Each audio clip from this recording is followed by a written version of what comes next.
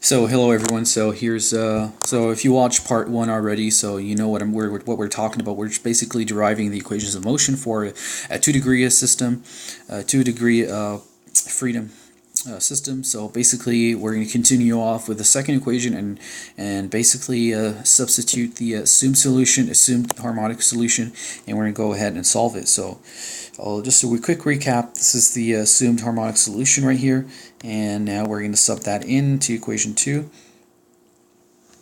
in order for us to solve the solution. So we're going to do that really quick here. So M2, and so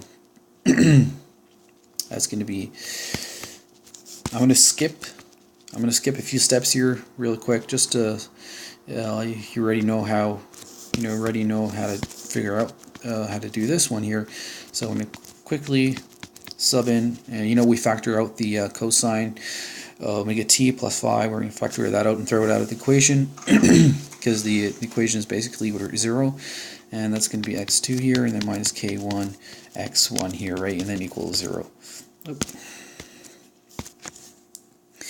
So then rearrange and group similar terms. So what we're going to end up here is negative omega squared m2, that's plus k2, that's going to be x2, and then minus k1 x1 equals 0.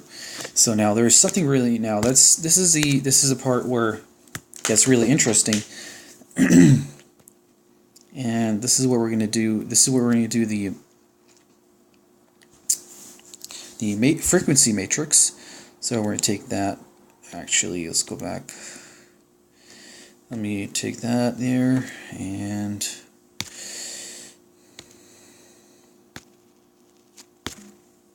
so that was our second equation, and this was our first equation. So we're going to take that as well.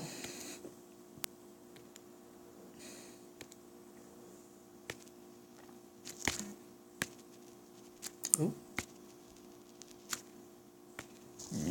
Take this here, basically move it down here, and just get rid of this.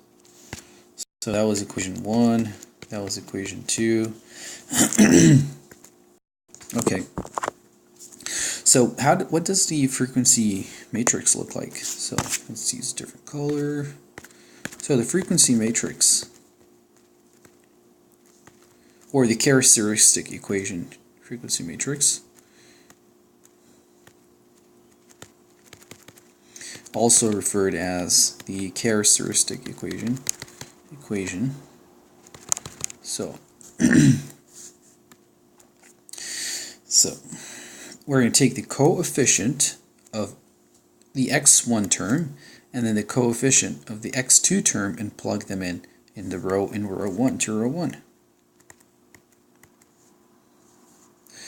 So that's going to be negative square root plus k1 plus k2, and that's negative k2. And we're going to do the same thing again with row 2. We're going to plug in the second equation, so the x1 term right here, so that's negative k1,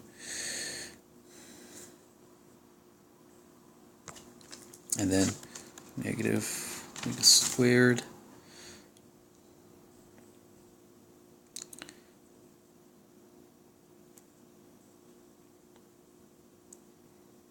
m plus k2. And there you have it. So that's our frequency equation. And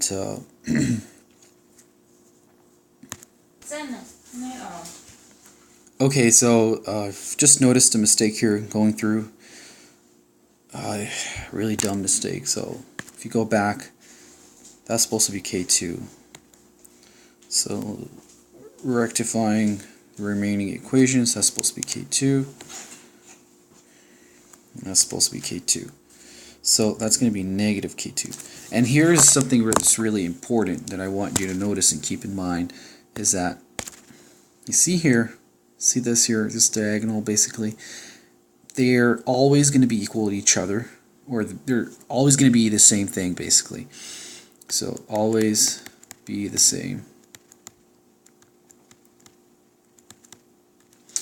So if they're not the same, something's telling you that there's something wrong. That's exactly what happened to us right now.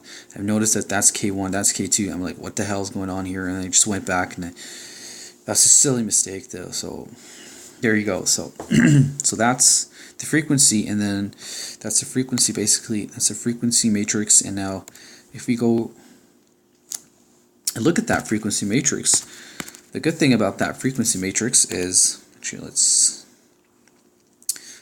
copy that here. So let's take that there.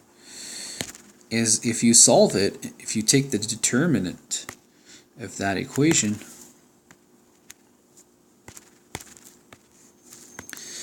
if you basically take the determinant of this equation here, you will end up with the solution for omega 1 and omega 2. So let's do that real quick here. So omega squared m plus k1 plus k2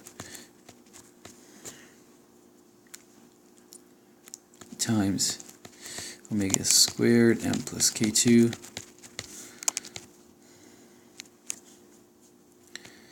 minus k2 squared equal to 0.